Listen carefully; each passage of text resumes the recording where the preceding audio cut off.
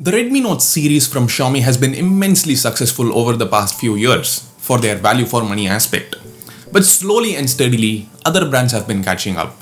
We now have Asus and Realme phones that offer great value for money in the same segment. Does the Redmi Note 6 Pro still stand apart in some way? Or is it slowly losing ground to other competitors? I believe I can answer those questions because I've been using the Note 6 Pro for around 45 days, 35 days as my secondary phone and 10 days as my primary phone. And I have a thorough idea of how it fares for long-term usage. Before we get into the review, let me quickly introduce myself. My name is Ashwin Sundar. This is Technology Jock. Subscribe to the channel and hit the bell icon if you'd like to see more honest reviews.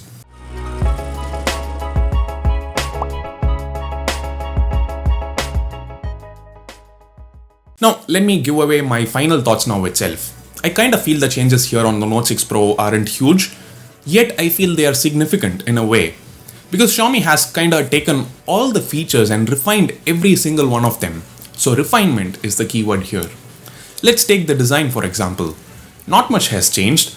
The back looks almost identical to the Note 5 Pro, but the sides are now more curvy, which helps a bit with the grip. It is quite evident when you pick up the phone. But they probably did it to kinda hide the fact that the phone is now thicker by 0.2mm. Not a big deal in my opinion, the weight is still the same. Also the back panel is now surrounded by plastic, like along the borders. On the Note 5 Pro there was plastic only at the top and bottom. Now this should technically improve the reception. I had my secondary SIM card on this for a while and I personally had no issues with the reception. There was no abnormal signal loss. Phone calls were smooth. The build is quite solid too, it feels good and sturdy. The display is protected by Corning's Gorilla Glass, although Xiaomi doesn't specify which version it is. It's probably Gorilla Glass 3 or maybe 4. Definitely not 5 or 6. If it's 5 or 6, they'd be glad to specify it as a great feature. Talking about the display, it's the same IPS LCD panel with Full HD Plus resolution. That is 1080 by 2280 pixels. The aspect ratio is different, it's 19:9. Because Xiaomi has introduced a notch at the top, and it's a big ugly notch. Yes, it's justified by the fact that there are two front-facing cameras, but I personally would prefer a good single camera with a smaller notch. I mean, if the second camera is a wide-angle camera, then it's totally fine, but here it's just a 2-megapixel depth sensor. It doesn't really add a lot to the quality of selfies. Anyway, the quality of the display is quite good. I still remember the Redmi Note 3's display. It was a great phone, but the display was just average. It has come a long way ever since. The display is now vibrant with great colors and offers decent legibility under direct sunlight. The notch area gets filled with black bars when you play a game or watch a video, so essentially it becomes a Redmi Note 5 Pro in these cases. Speaking of cases, the Note 6 Pro comes with one, out of the box. It's that cheap transparent silicone case that most brands give you along with the phone. Nothing much to complain here.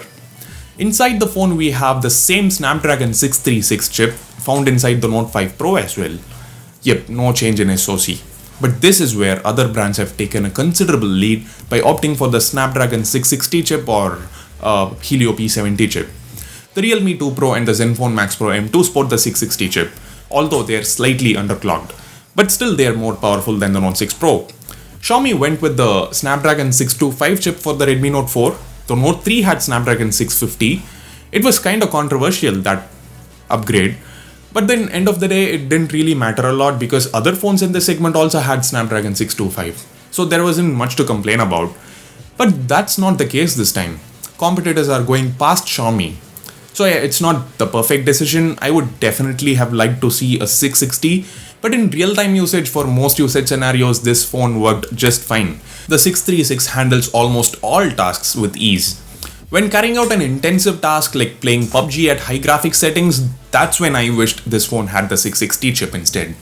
Otherwise, it performed quite well for all my daily tasks. Battery life. That's something Xiaomi has been very consistent about. The 4000 mAh battery makes a return, and the battery life is excellent as expected. 1.5 to 2 days on moderate usage. Okay, 2 days is a long shot, but when I use this phone as my primary device for around 10 days, for at least a week I got 1.5 days of battery life. I had both my SIM cards in, I had Wi-Fi on for around 13-14 hours a day, mobile data whenever I went out, played PUBG for a while, was on phone calls for 30 to 40 minutes every day. Apart from these, audio streaming via Bluetooth, some Netflix, I finally subscribed to Netflix, and social media for 2 to 3 hours every day. So yeah, this was my usage during those 10 days. And guys, the battery unit is just 4000 mAh, but it holds up really well against the Zenfone Max Pro M2, which has a 5000 mAh battery. Here's a battery test between both phones. Watch it if you're interested. And moreover, the Note 6 Pro also supports Quick Charge 3.0, although the box doesn't include a QC 3.0 charger, but at least it supports QC 3.0. If someone in your house has a QC 3.0 charger, you could use it, or you could also get one from Amazon. I'll leave links to some good QC 3.0 chargers in the description. Check them out if you're interested, if you're looking to buy one. So yeah, same battery capacity but support for QC 3.0. That's refinement. Next up, cameras. The Note 6 Pro has a new 12 megapixel primary camera with a 5 megapixel secondary camera to collect depth information. The primary camera now has f1.9 aperture compared to f2.2 on the Note 5 Pro. That's a pretty big improvement. The individual pixel size has also increased from 1.25 microns to 1.4 microns. Increase in pixel size means the sensor can capture more light even in dim lighting conditions. Actually wait, if you wanna thoroughly learn all the basic camera terms like aperture, pixel size, dynamic range, HDR, ISO, etc., then click this link and watch that video. I've explained everything in very simple terms. I can guarantee you will love the video. Anyway, coming back, the Note 6 Pro has the best cameras in the segment, period.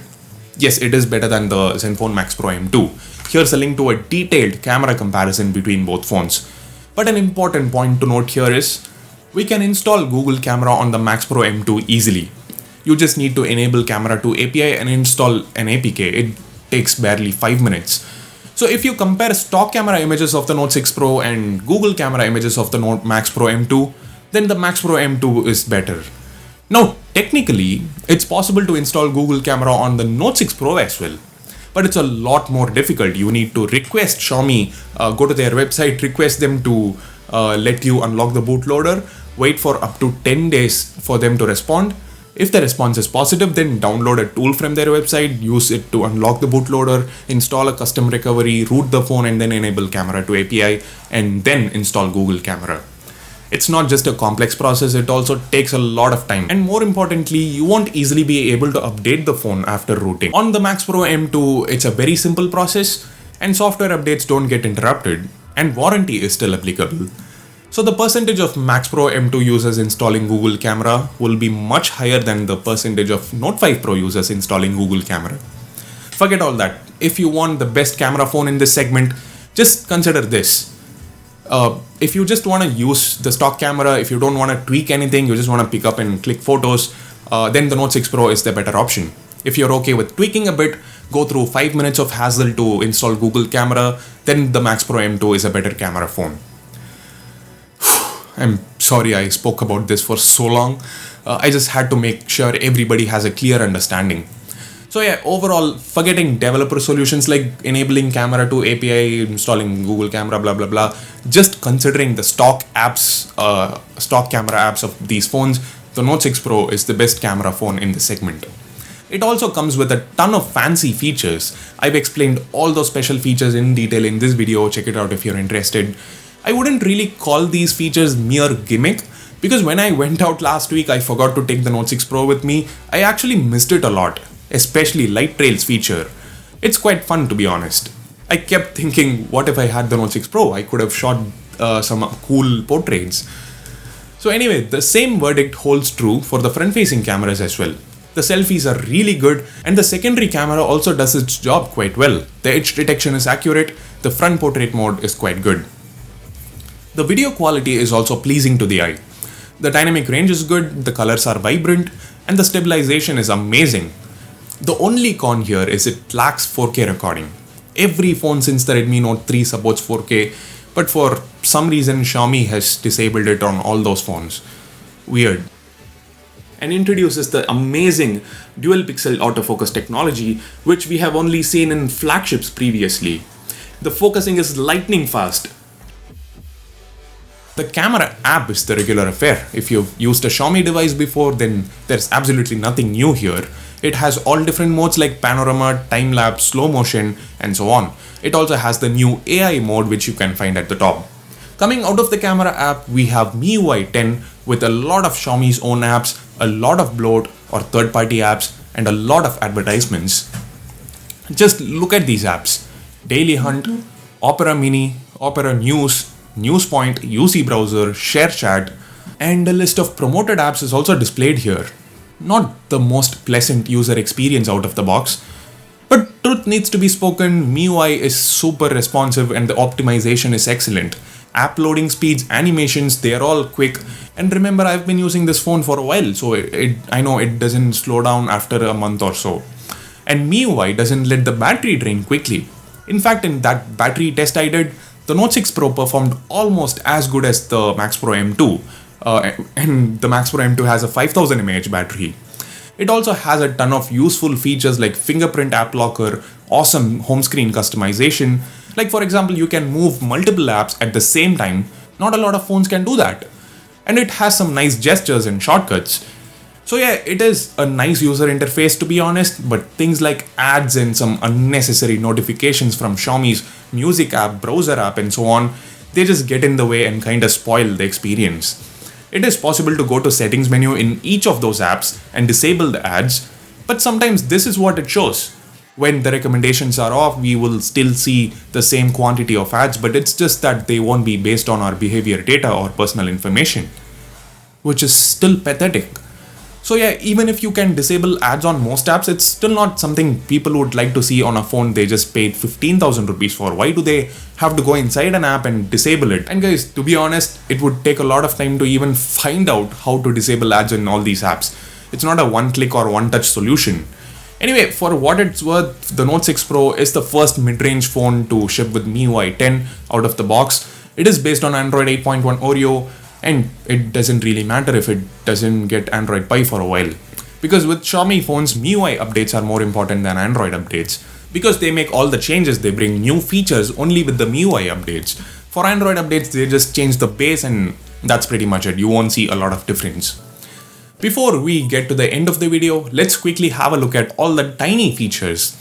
The loudspeaker works fine. It gets quite loud. It's audible even in a noisy environment. There's a 3.5mm headphone jack as well if you have a pair of wired earphones lying around. I've also been listening to music via Bluetooth for a while and it works flawlessly. The audio quality is really good. So overall, the Note 6 Pro has you covered with regards to media consumption. It's also one of the few phones that still have an infrared blaster. You can use the Mi Remote app to control your TV, AC and other such appliances. The fingerprint scanner at the back, it's super accurate and quite fast too. It rarely fails to recognize my fingerprint. As in with other phones in this segment, if I try to unlock 100 times, they fail at least 5 times. But here it's more like 1 time. That's the refinement I was talking about. Now, thanks to the notch, the earpiece has become smaller, but thankfully it doesn't affect the sound quality. So I guess I covered everything. If I missed out on something, please do let me know what it is in the comment section. I'll get back to you as early as possible. So the Note 6 Pro comes in 4 colors and 2 variants. One with 4GB RAM and the other with 6GB RAM. The 4GB RAM variant costs 14,000 rupees, and if you want that extra 2GB, you need to spend 2,000 more, which honestly doesn't feel worth it. But at 14,000 rupees, the Note 6 Pro feels like a solid offering. Now, is it a good upgrade from the Note 5 Pro? Nope, not at all. This is more like Redmi Note 5 Pro Plus or Redmi Note 5 Pro Max. Xiaomi definitely got the naming wrong here, but just think of it as a 14,000 rupee phone. What are the features it offers for 14K? Snapdragon 636, arguably the best cameras in the segment, great battery life, and more importantly, Xiaomi didn't really try anything new here. This is not an experimental phone by any means. They've taken all the tried and tested features and made slight improvements or refinements over them to make it an even better phone. If you're willing to spend 1,000 rupees more, it completely changes the equation. You should definitely take a look at the Zenfone Max Pro M2 before making a decision. I already did a full review of that phone. Here's a link, watch it if you're interested. Realme 2 Pro and Realme U1 are other phones to consider if you want a faster phone, if you want better PUBG performance. So those are all my thoughts on the Note 6 Pro after using it for about 45 days. Let me know if you agree with me, or if you don't, let me know why in the comment section. Let's have a healthy conversation or debate or whatever. Hit thumbs up if you found this video helpful and informative. Subscribe to Technology Jock and hit the bell icon for more detailed videos like this. Thanks for watching. This is Sundar and I'll see you in my next video. Bye.